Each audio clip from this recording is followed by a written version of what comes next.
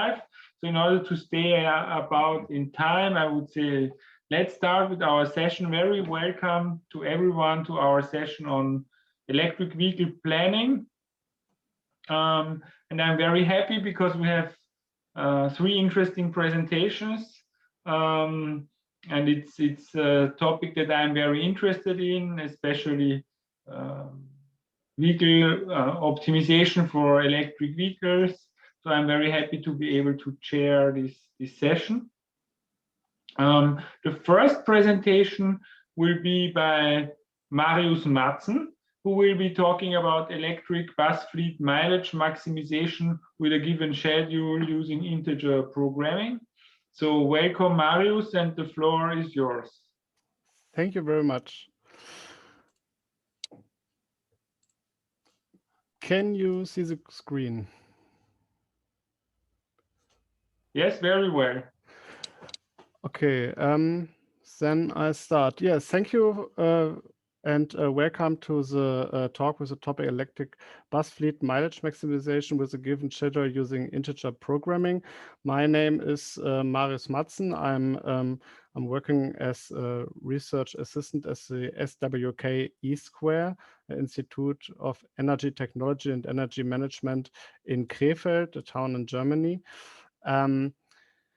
Yes, first I will give a short introduction. In Krefeld, 2-meter buses and 80-meter buses are diesel buses and drive 2 million kilometers per year.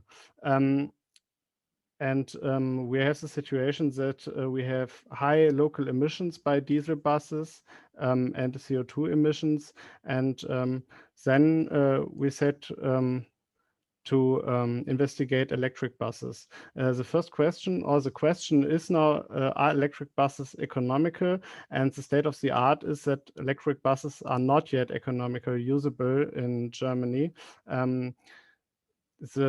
Because the capital investments are higher than for diesel buses, and there is a high impact of battery costs. On the other side, we see that the mileage-related costs are lower than the cost of diesel buses, and the object of investigation is now economic re-evaluation after a maximizing of the electric-driven mileage and the minimizing of the battery capacity when we use electric buses. And the method is now that we build a model of the situation, then we optimize it, and at the end we do evaluation. First, the modeling. The local transport company of Krefeld organize cycle informations according to the standard interface.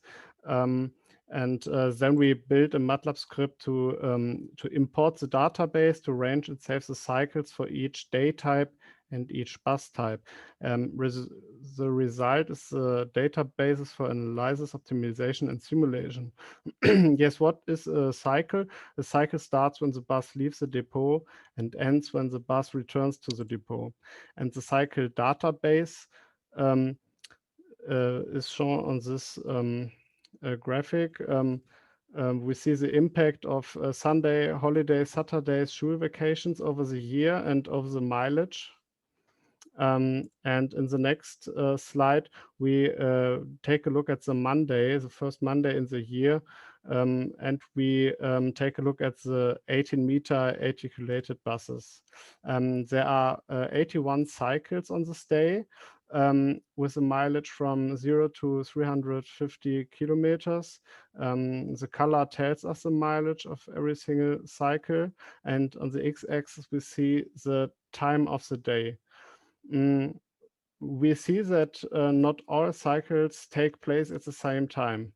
Now, maybe we can say a bus with a battery of 100 kilometers, electric bus, drives a cycle 2 with 87 kilometers.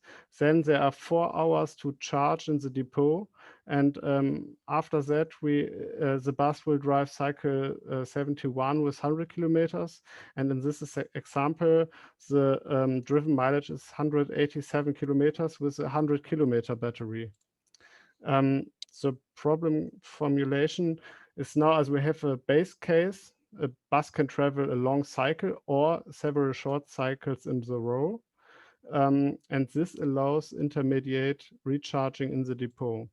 Additional constraints are that the energy requirements of the individual cycle vary, and that depending on the bus type, the weather, the battery design, and cycle specifications.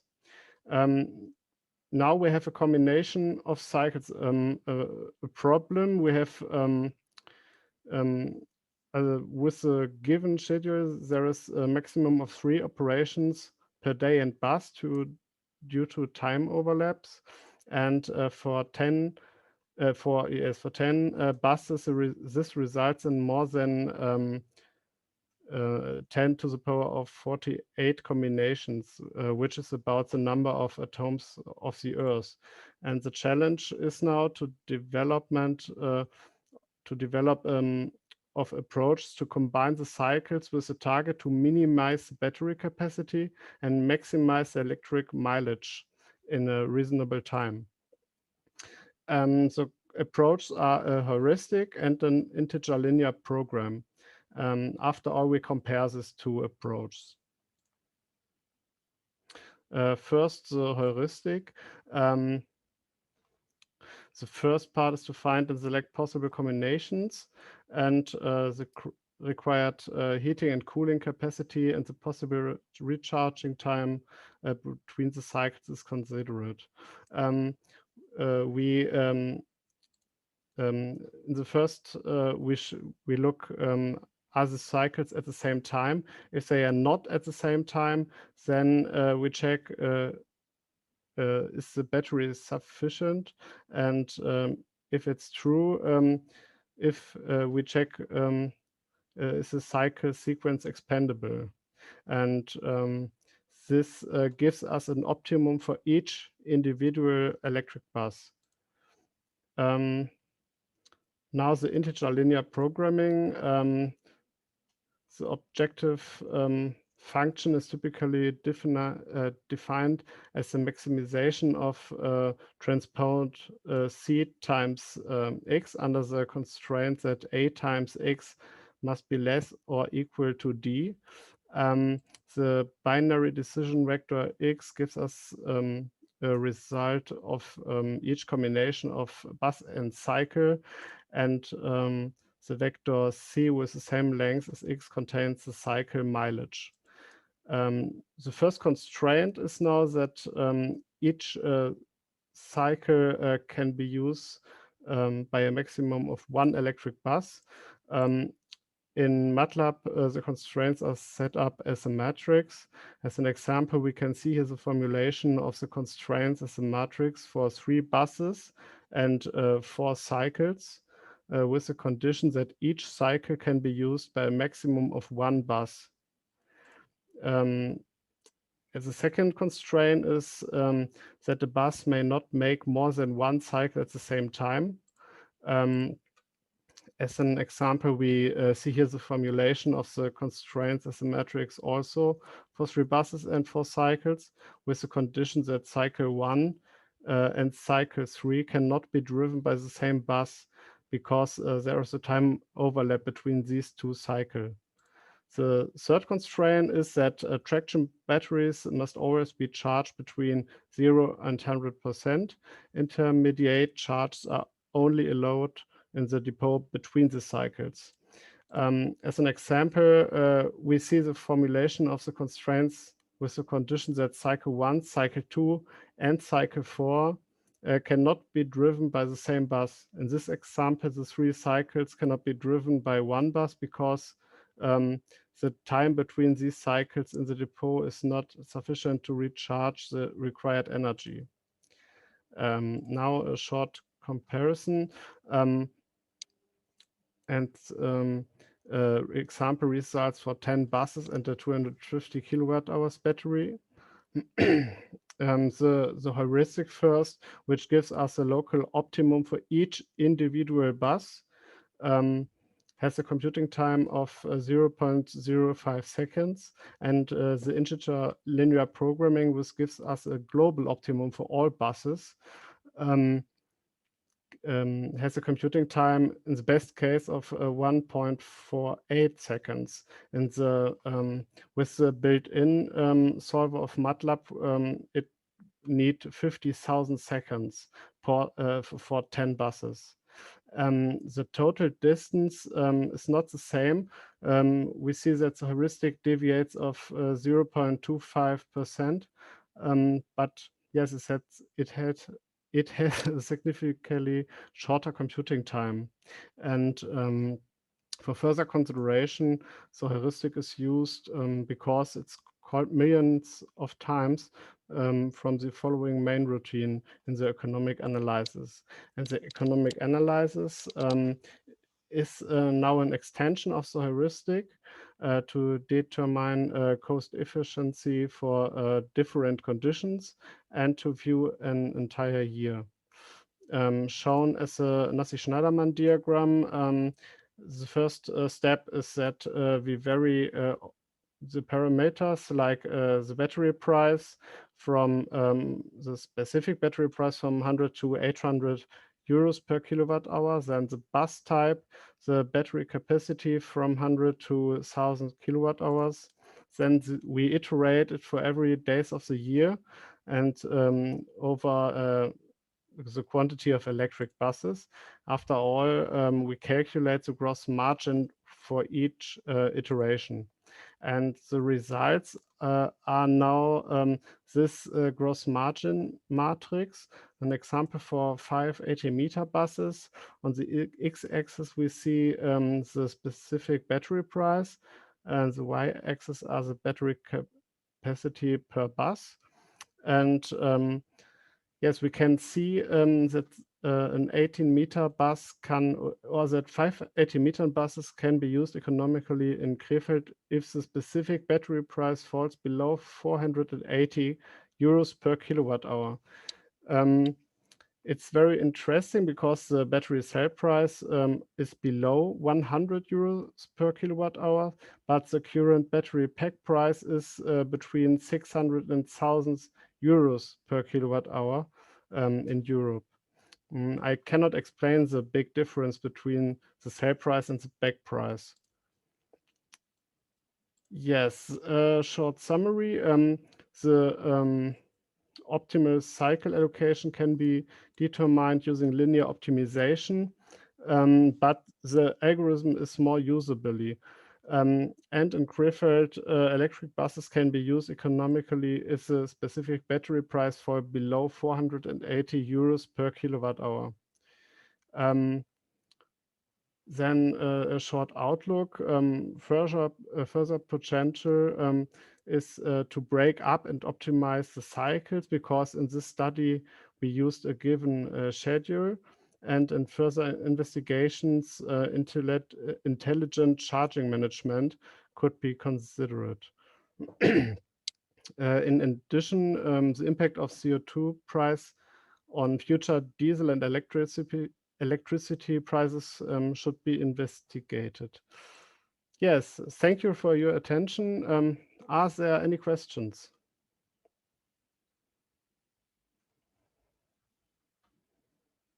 Thank you for your presentation. This was a very fast presentation. Thank you. Are there any questions from the audience?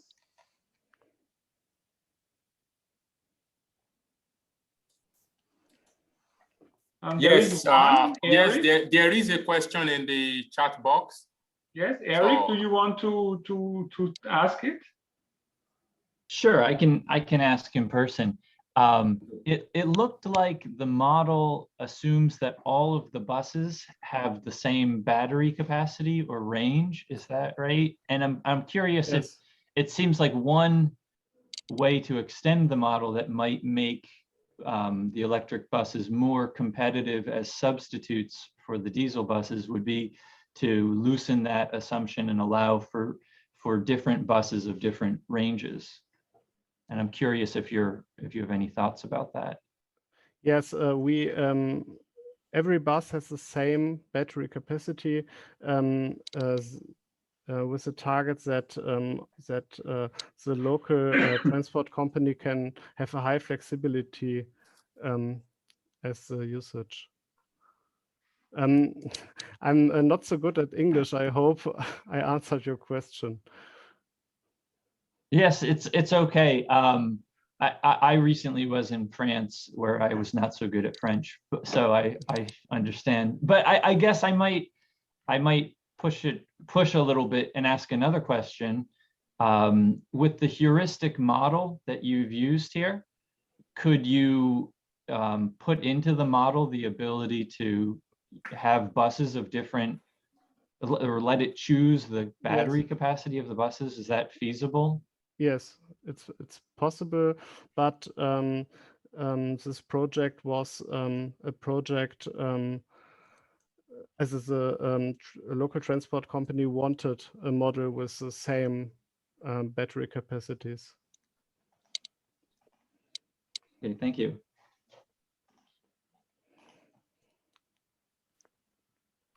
Are there any further questions?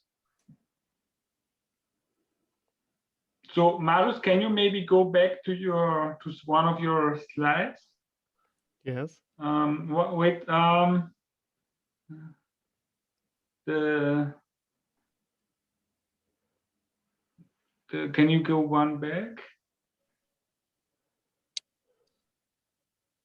Okay, no. The next. And afterwards, yeah. Yeah. So when you see these computing times, for example, with Gurobi, and you looked at, so how do you think would this be when you look at larger bus fleets? Or it seems that your model is not the problem, right? It seems when you solve it with 10 buses in 1.5 seconds, it seems to be okay, right? I think if we use 20 buses, the time will increase linear, because the most of the 1.5 seconds are the building of the loading of the model. The model and yes, the constraints. Yeah. Okay, but on the other hand, your heuristic is very good in terms of results, right? It's not very far away from your. Yes, but the heuristic finds an optimum for one bus, and after that, a new optimum for another bus. Yeah. And Gurobi finds a global optimum. Yeah. That I understand, but so why didn't you use Gurobi for everything? Because you said for further. Because we iterate and variate many parameters, and we call if we use Gurobi, we need to call Gurobi a few million times. Few million, okay. And 1.5 seconds, a few million that's times. Too much. Yeah. Yes. We use paralleling computing with 100 workers, but okay. Yeah. Because 1.5 seconds is very quick for an integer program, right? Because I have some problems where we have 1.5 hours or something like this in solving times. Okay.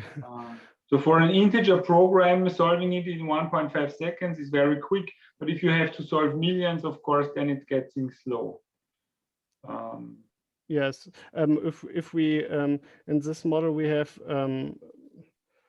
in this case Yes, 100 cycles, and if we have thousands of cycles, we have not 1.5 seconds, we have hours. Yes. Yeah, okay, yeah. And the heuristic stays very, very quick.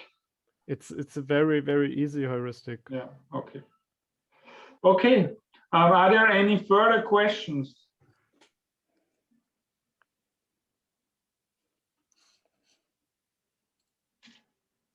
No? Okay, so then thank you very much, Marius. Thank you.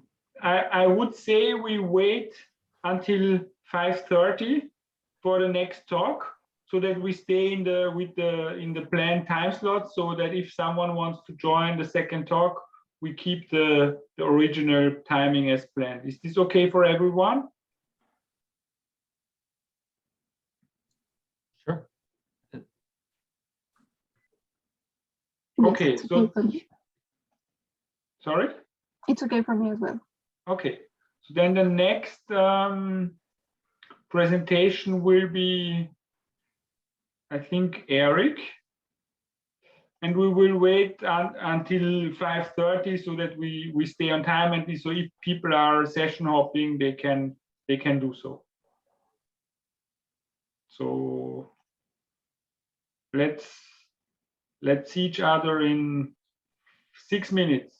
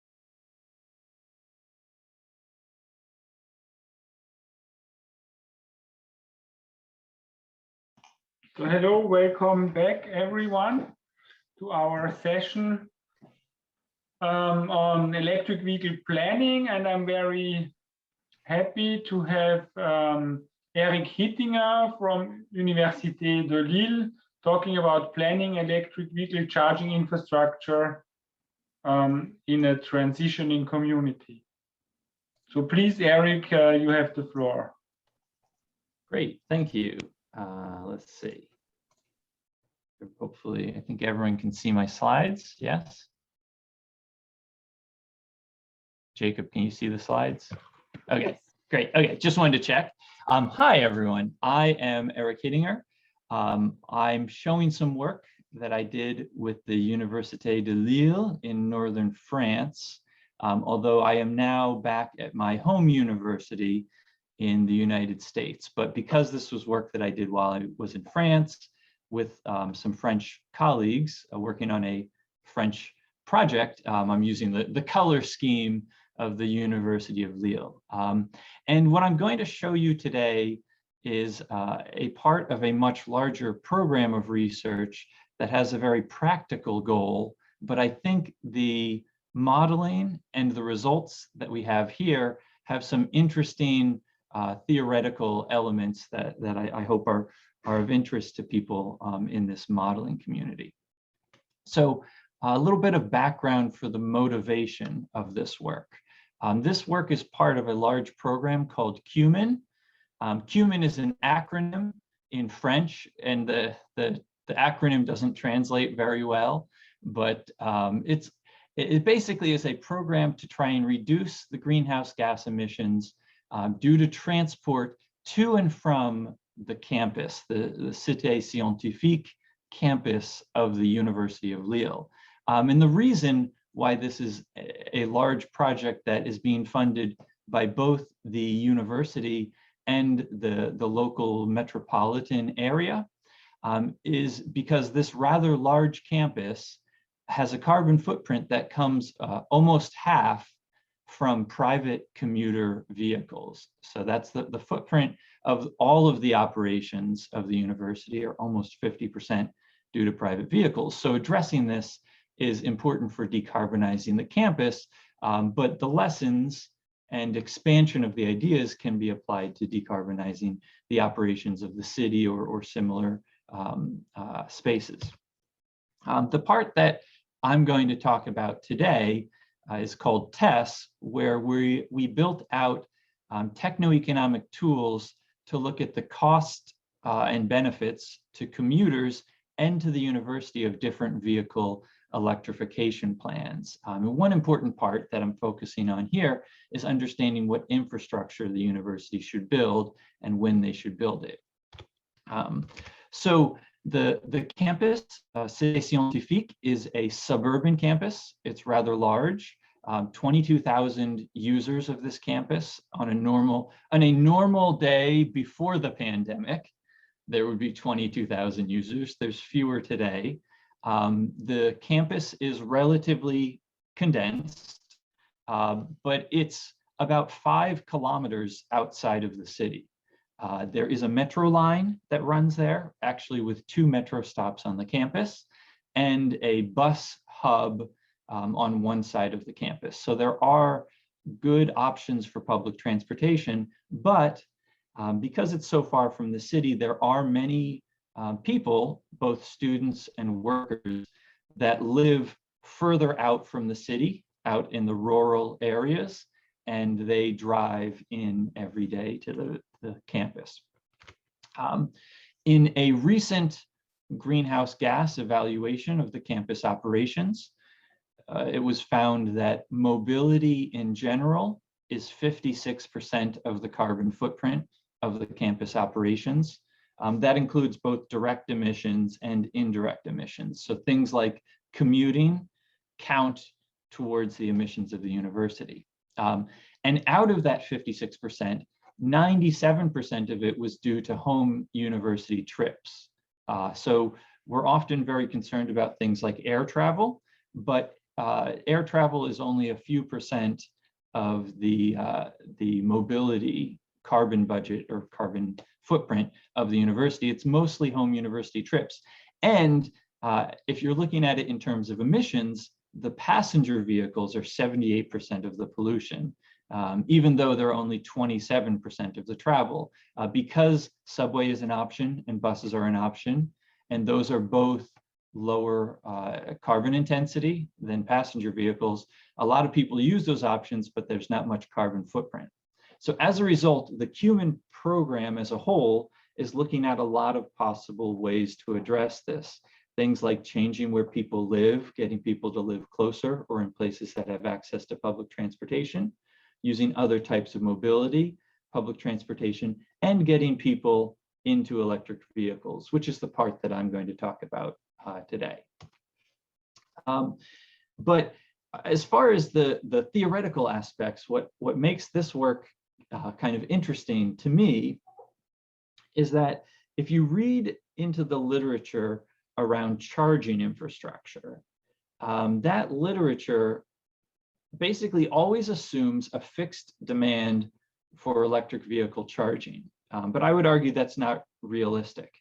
So there's this body of literature that looks at the question of infrastructure from a lot of different perspectives. Sometimes if you have a certain bit of infrastructure, how should you optimally use it? How can we make electric vehicle infrastructure better able to integrate with the grid or integrate renewables?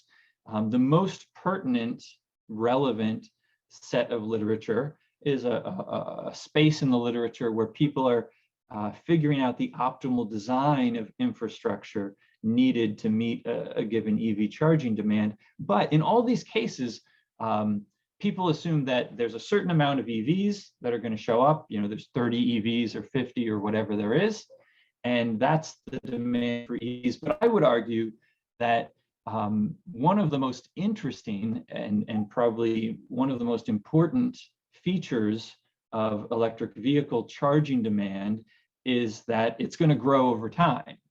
And if we're planning out how we're going to build the infrastructure, we should take that into account. So the specific research question that we were looking at here is, what infrastructure should the university build in response to a growing demand for electric vehicle charging? And we limit this to three things: charging stations themselves, solar photovoltaics on the buildings or in the spaces around the campus directly connected to the charging, and possibly battery energy storage, stationary storage, to store the solar energy. And to me, the most interesting part of this question isn't so much what should be built, but when should the university build it, given things like economy of scale and falling cost of new technology. So economy of scale says that if we build a larger solar deployment, more kilowatts at once, the cost per unit will go down, right? So that kind of argues for building big projects. Maybe build one big project and then wait for a while. We also know that the technologies are getting cheaper. Solar is getting cheaper, batteries, even the stationary charging stations are getting cheaper. So that kind of argues for waiting. Can we wait and build things later? A second question is it better to buy clean electricity from the grid, suppliers that will sell it to us through the grid, or to generate it locally with rooftop solar? And thirdly, what business model for charging will attract the commuters while maybe bringing in some income? So we did this with a model that has two levels. The smallest level, the low level, uses something like a dispatch model, similar to how electricity grid models work, to route power between energy sources and electric vehicles.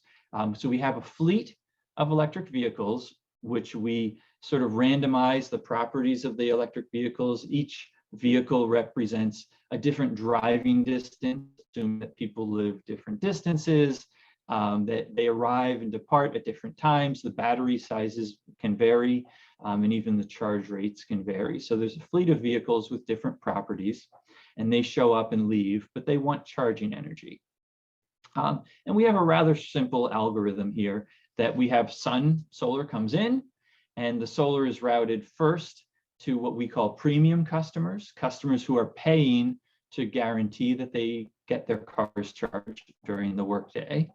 So the solar first goes to those cars. If there's still extra solar energy, we put it into the batteries. If there's still extra solar energy after that, we give it to customers that are charging for free, that are plugged in, they don't pay anything, and we'll give them extra solar energy if we have it, but they get lowest priority.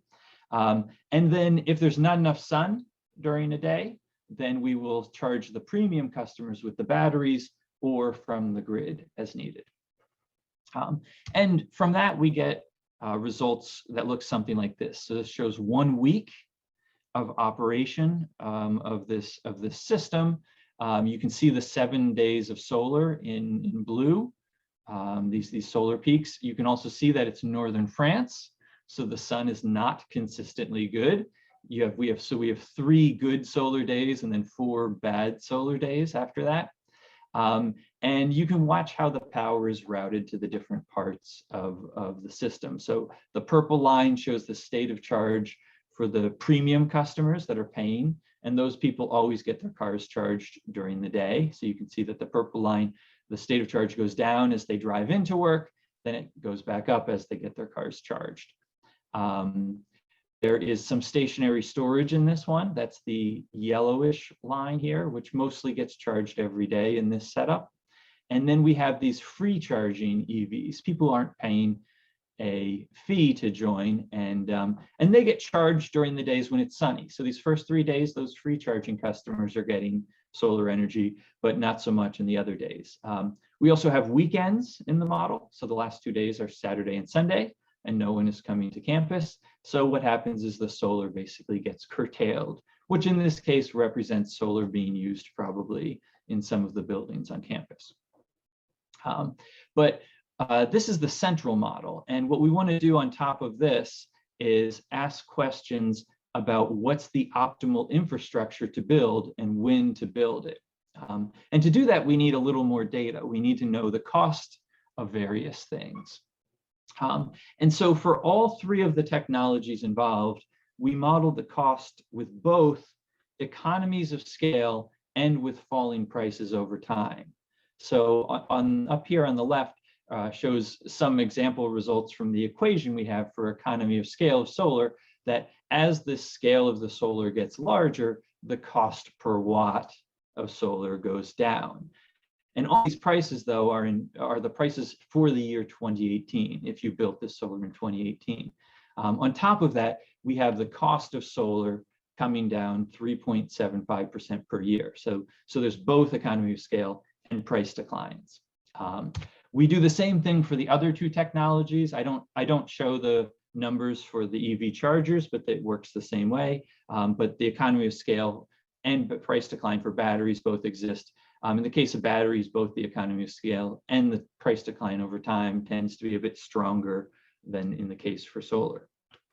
And we use all this in what's basically an optimization model that searches for the lowest net present cost build out plan for chargers, solar, and stationary storage.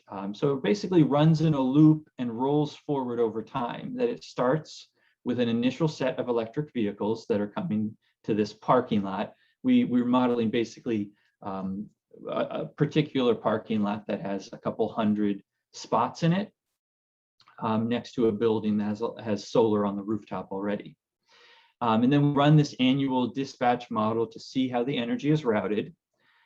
If customers are free charging customers, but they would save money by becoming premium customers, if this is cheaper than home charging, we have them switch.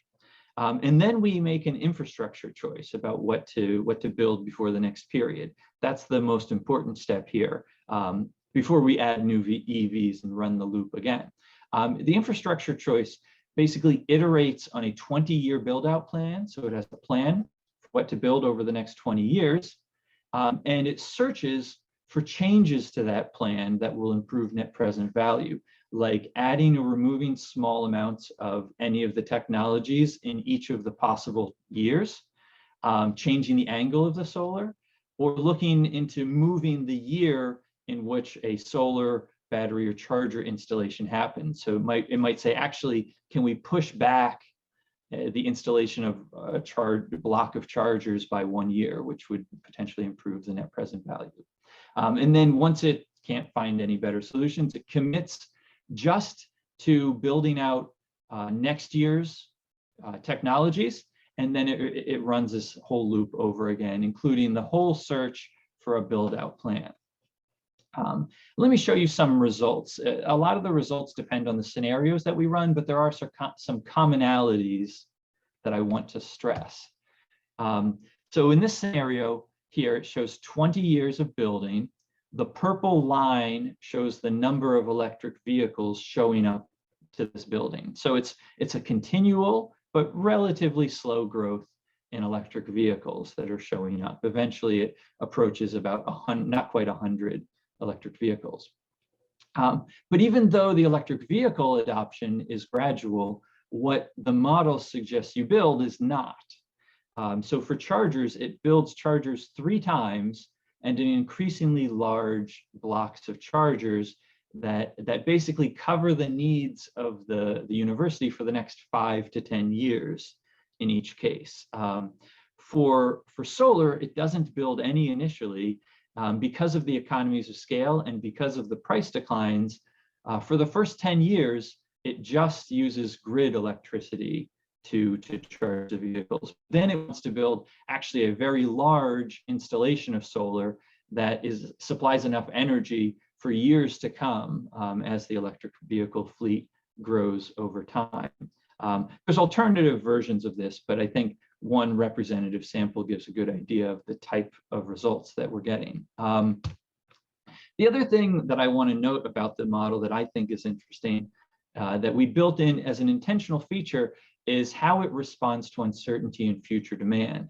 Because one of the big uncertainties is when electric vehicles will show up and how quickly, we don't want to commit to a certain build out plan. So you might remember from that loop a few slides ago, it can change its plan each year. It only commits to whatever it plans to build before the next year, and it can change its plan for the next 19 years based on what it's just observed as far as how many electric vehicles show up. So this shows how many chargers the model has planned to build at each point in time. So each of the gray lines represent a build out plan in a particular year, and the red line represents what it actually chose to build.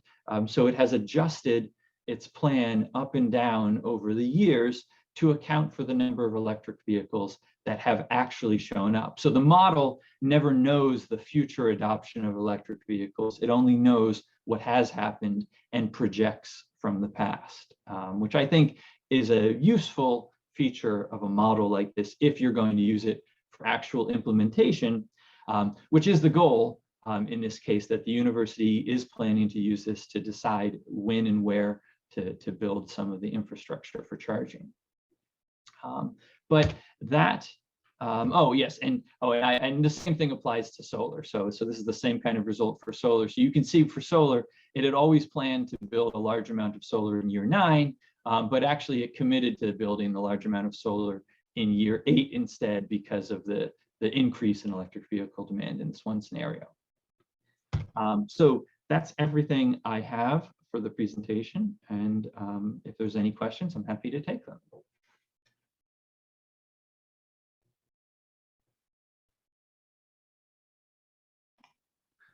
Thank you, Eric, for this interesting presentation. Are there any questions in the audience? I have some questions, Eric. My first question is, you said that there are 22,000 people, but I did not see if you said how many cars are there on the campus. And I want to know if in this number of cars, are there already some electric vehicles or not at all?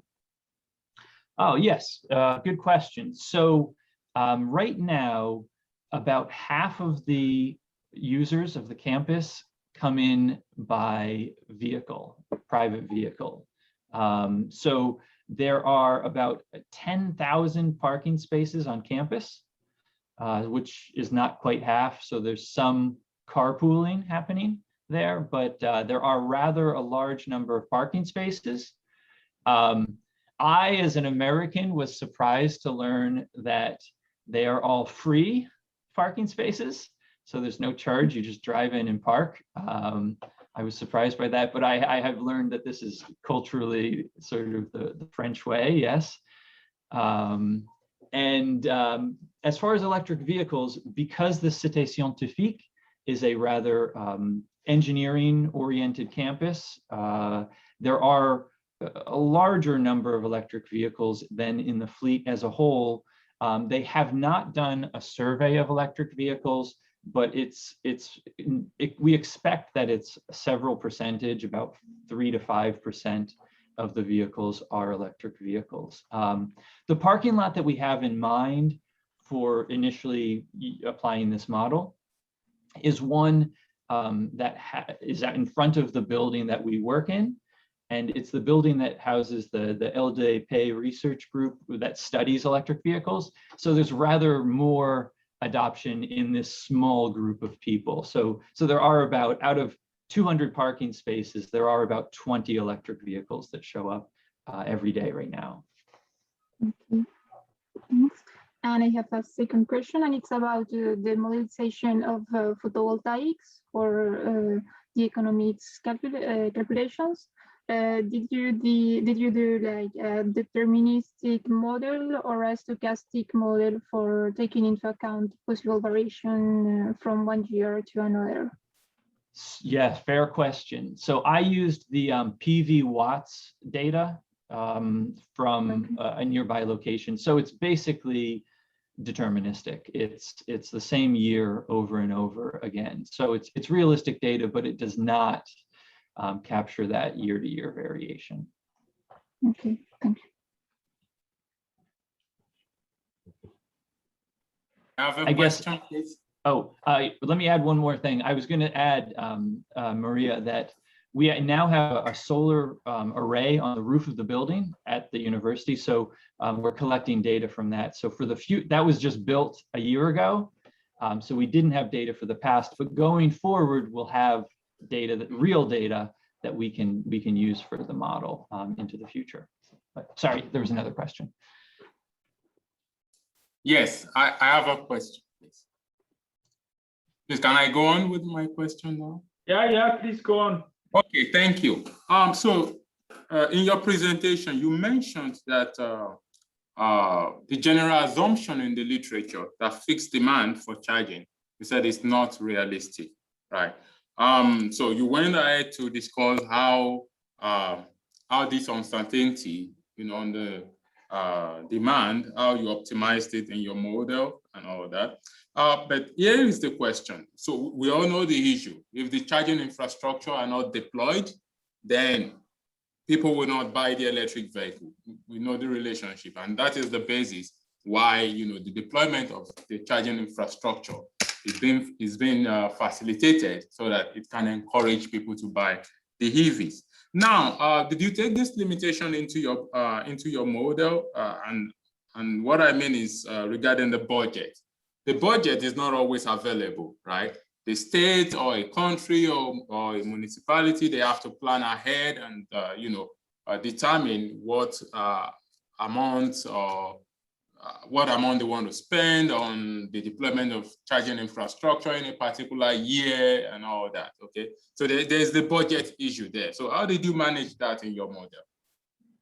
Because the funds is not always there. Yeah, so in this case, yeah, so if the funds aren't there, then I guess you can't build it. So we could add a budget constraint. We didn't do that. The critical constraint here is that all of the premium customers have to be charged, was the one constraint. So anyone who is one of those premium customers that's paying us a subscription fee, the fee was rather nominal. It was 100 euros per year that we put in place. So it's not that much, but the important constraint that forced the model to build anything was that those premium customers must always be charged each day.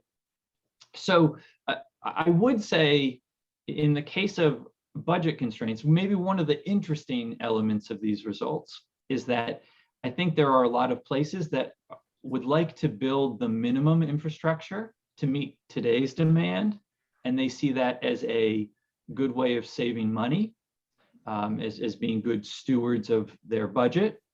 But one of the interesting things here that we found is that at least on this smaller scale that we're looking at, it was most cost effective in the long term to actually build more than you need today because of the economies of scale, build more than you need today in anticipation for the next 5 or so, maybe 10 years of demand. And that actually turned out to be the cheapest thing, even with discounting and things like that applied because of the economy of scale. So you can get into a sort of false economy by just meeting the needs of today and thinking you're saving money that way, at least on the smaller scale that we're looking at.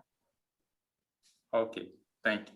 So my next question will be, so how replicable could this your model be for other locations?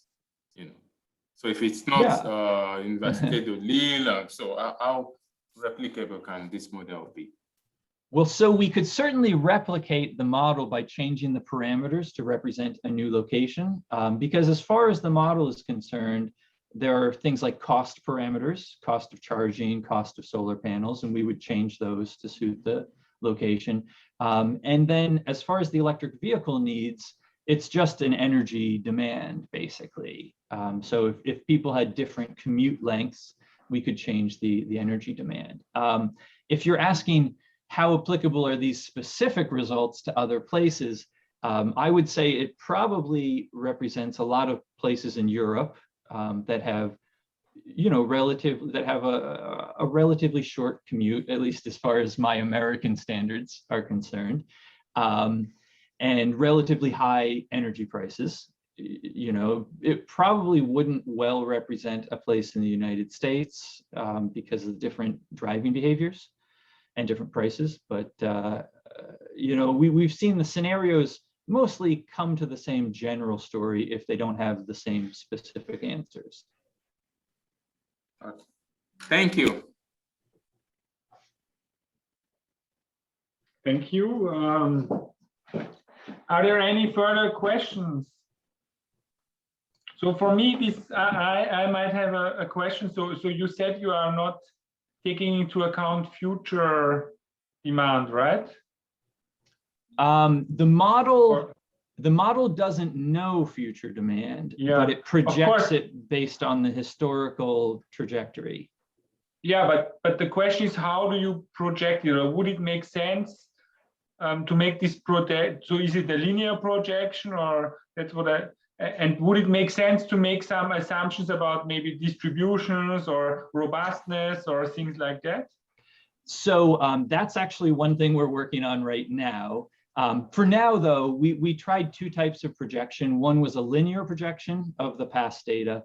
The other one was an exponential projection of the past data. And I thought they would be pretty different, but they actually, because the model only commits to this year's build, like we assume that solar storage and chargers can be built in a year, it doesn't, they don't give that different of a result. The build out, because the exponential also starts getting, but that's all in the future. Have you thought about some kind of scenario-based approach or things like that? Yeah, so we're looking at one that uses some of the projections for adoption for France in general, and kind of tweaks some of the EV adoption projections and uses some of that as a projection. I'm not sure that it'll be that different, but I think it will be more convincing. Yeah. Okay. Thank you, Eric. So thanks for this interesting talk, and hopefully this cooperation between France and the US goes further. So now we arrive at the 3rd talk of our session. So as we are here exactly on time, the 3rd talk is on the impact of electric vehicle storage capacity in European decarbonation goals and the interaction with the electricity marketplace. And this will be a presentation by Maria Juliana Suarez Forero, and she has an affiliation with Renault, IFPEN, and Université Paris Dauphine. So please go ahead. Thank you.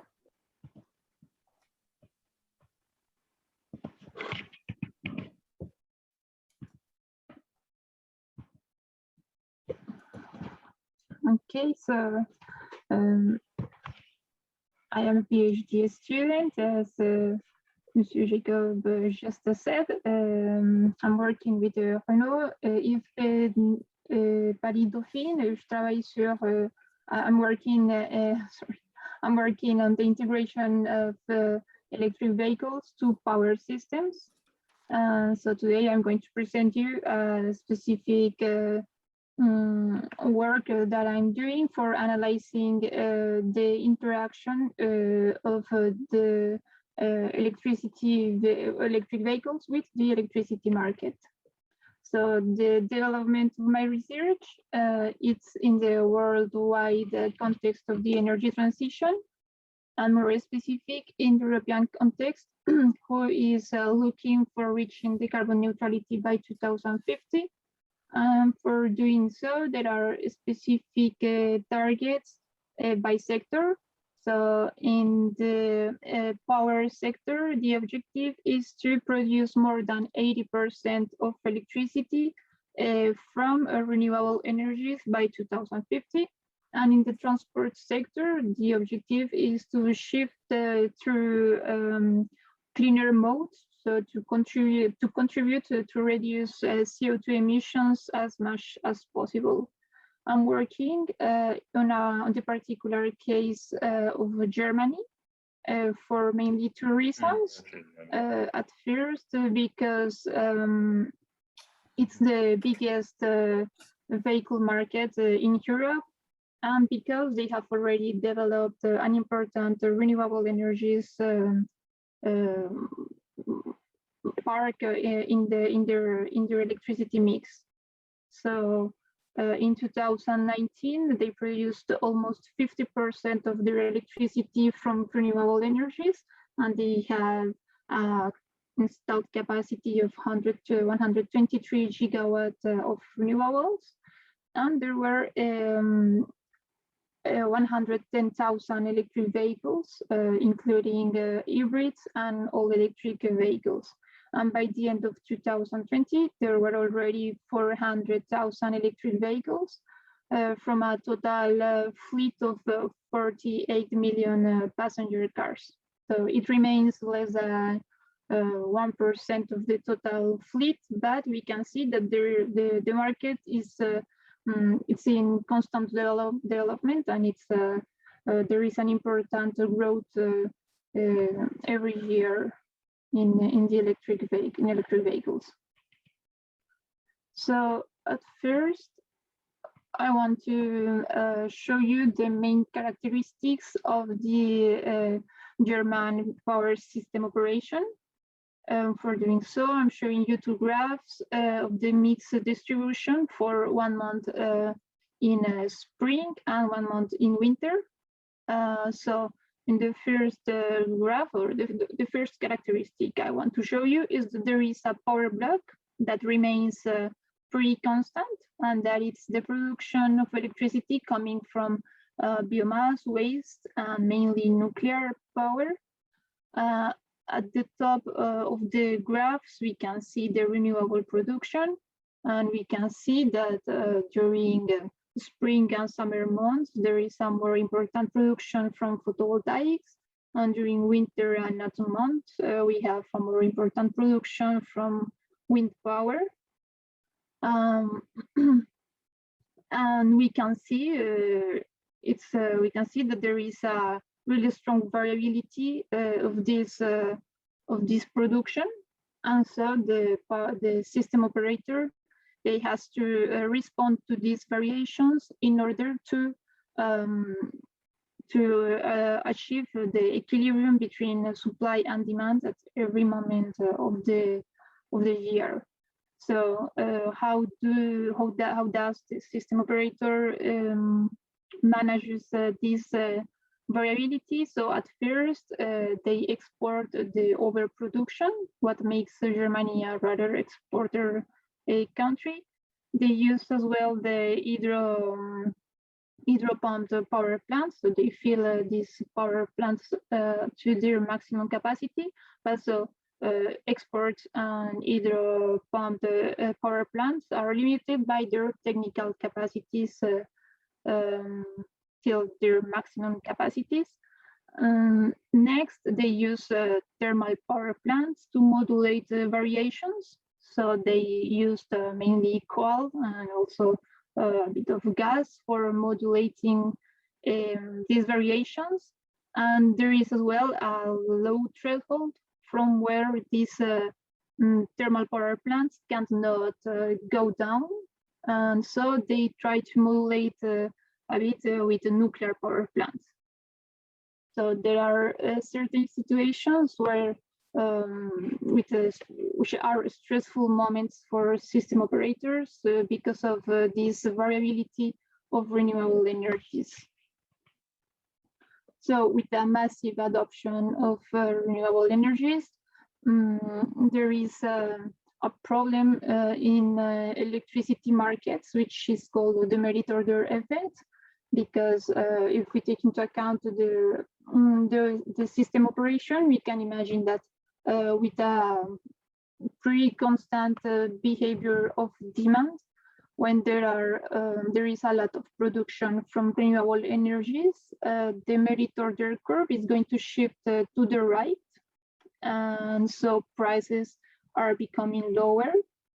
And when there is not renewable energies production, the curve is shifted to the left, and so prices are settled at really high prices.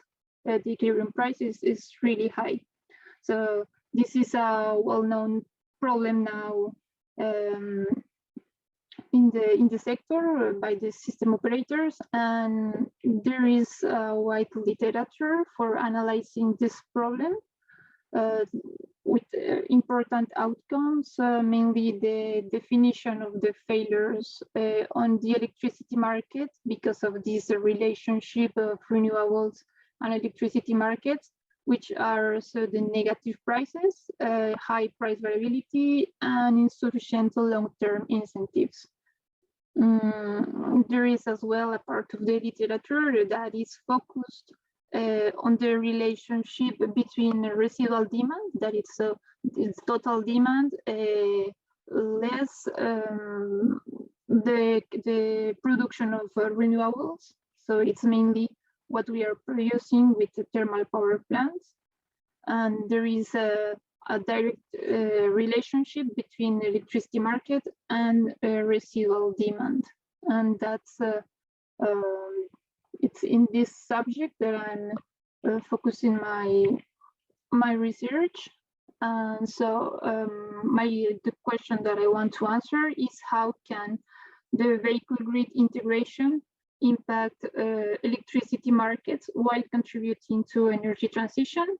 So the vehicle grid integration is all services, technologies, and policies, which allows the interaction between the power system and electric vehicles. So in the energy transition goals, we can imagine that the VGI is a twofold instrument. So it can contribute to the objective from mobility, as well as to contribute to the objective of the power system.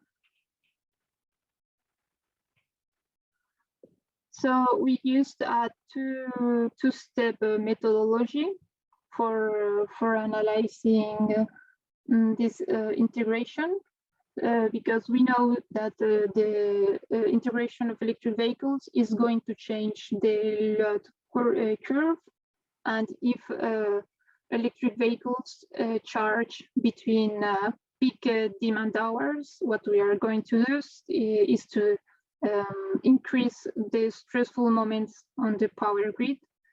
So we will see more extreme high prices or negative prices. But as electricity in electric vehicles is stored, we can use this electricity to benefit and to avoid this problem with just smart charging, with using a smart way to charge or to use the electricity that is stored in electric vehicles.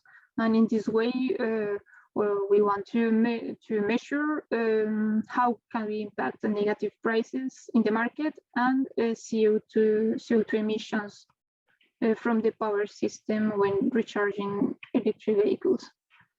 So the first step is the implementation of a vehicle integration algorithm that uses the demand load as a signal for making peak shaving and valley filling.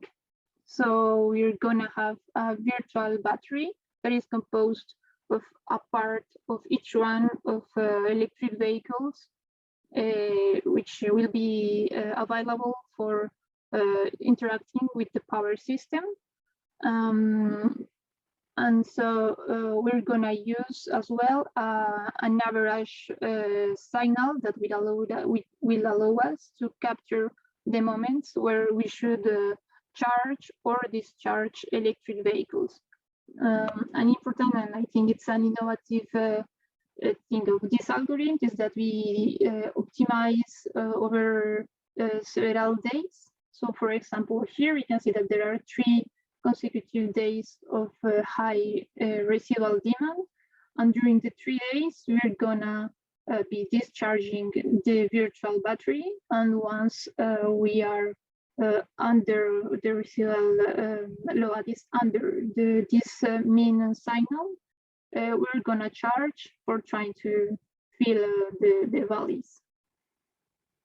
So with this algorithm, we think we can reach different objectives. So to ease the integration of renewable energies, or because we are doing the link directly with the residual demand that depends of renewable energies production.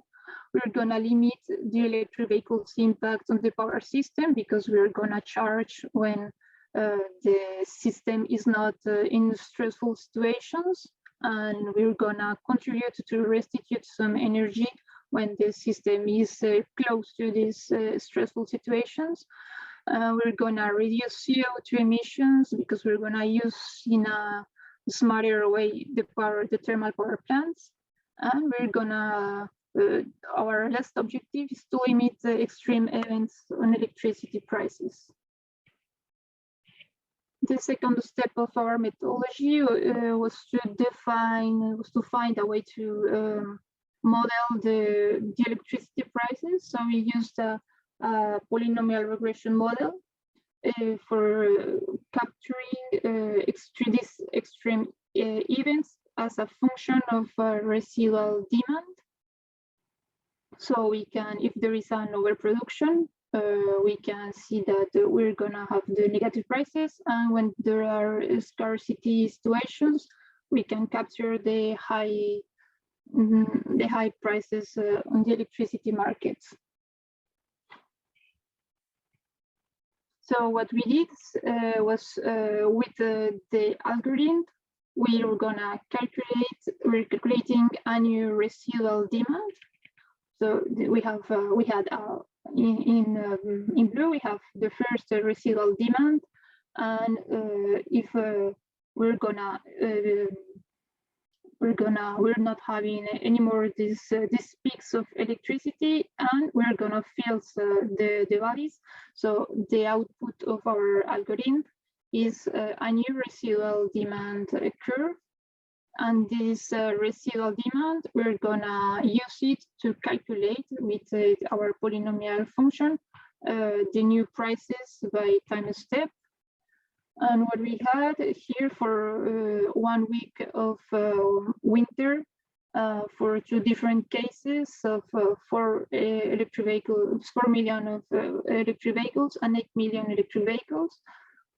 We can see that we're gonna use, we're changing so the residual demand. We're restituting electricity during the higher peaks of demand, and we are feeling valleys. We had important results in negative prices. So we passed from 2.4% of negative prices to less than 1% of electricity prices, which are also in increment because we compare with data. For this, we use data from 2019, and we compared data from 2016, and there were 1% of negative prices. So we can see that with the adoption of renewable energies, the negative prices are increasing as well. So with the algorithm, we're going to have less negative prices on the market because we are remaining in what we want to do is to remain in the center of this curve of electricity, of the price of the electricity. And we're not gonna be anymore in the extreme events of high prices or negative prices. So we can see that we have the same behavior, the price will have the same behavior, but it's a smoother curve. And we had as well, we have calculated as well, the reduction of CO2 emissions. We had a reduction of 8% for 4 million, some for 7% for 8 million of electric vehicles. So as a conclusion, we can see that the impact of electric vehicles is important for the power system and for the electricity market. It's not negligible, its potential, and that in countries which are developing an important part of renewable energies, the flexibility that can be brought by these electric vehicles will have an important impact. We need to have a smart way to charge these vehicles if we don't have to add more stressful moments to the grid, and to use this capacity as a flexibility feature for the system. So the system can be better remunerated when we will avoid the extreme stressful events of negative or of very high prices. That's all. Thank you. If you have any question.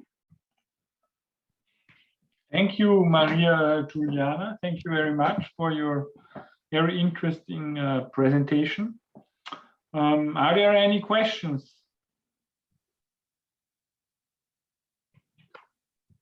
Eric, I see your hand raised. Yes. Hi, thank you for the presentation. I have a question about the comparison. So if you go back to the results slide, like this one, it looks like you're comparing a case, like the orange line is a scenario, I think, that has EVs with vehicle to grid, and the blue line is with no EVs at all. And my question is, have you considered a case that has EVs, but they're just charging, not smart charging, they're just charging poorly? Because in that case, that comparison might make your results even stronger, because it shows like EVs with flexibility are much better than EVs with no flexibility. Yes, but I have not done the calculation with the natural recharge. But I can do it. I think I can do it. I think it's a next step for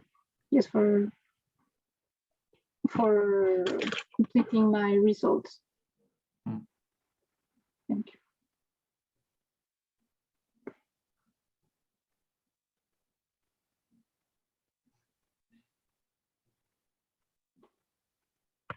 I guess I would ask another one. Go ahead. I think is a fast question. So it's interesting that the EVs reduce the price variation and also reduce the peak prices quite a lot on these figures. Do you have a sense of how much the total benefit is from having the EVs provide this service? You know, or like how much total the benefit is in millions of euros or per vehicle, anything like that? I'm curious. Yes, I calculated the producer surplus, and my results were I passed from 13 million euros by year to around 14 million euros by year. So in the first case, it was the difference was about 1 million euros. Okay. Okay, interesting. per Thank you. year.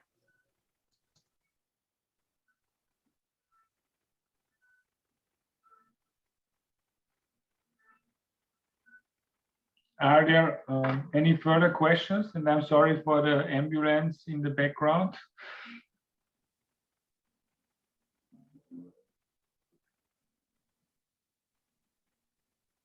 So if there are no further questions, then I would like to thank you, Maria, Juliana, again for your interesting presentation, and all the three speakers for your presentations you did here.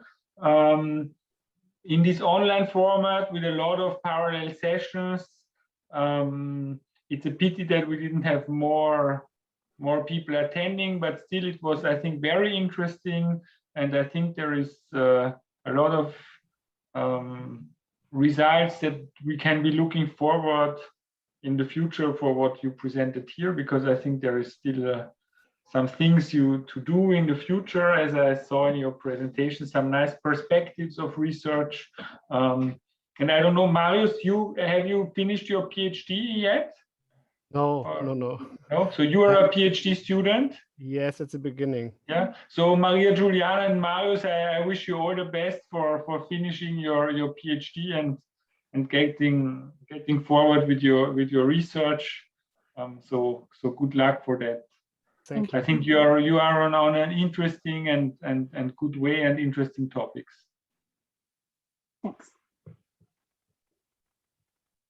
So if there is no further discussions or questions, I will be ending this session. Thank you very much. Thank you very much also for this good organization. Also to you, Wale, for having us here. Thanks everyone also for all the technical details. I guess this was a lot of work to setting this big conference, setting it up online. Thanks. Thank you too. Thanks for attending this session. And I wish everyone the best. I mean, the presenters and the chair as well. And enjoy the rest of the conference. So bye for now. Thank you. Bye-bye. Bye. Bye. Bye.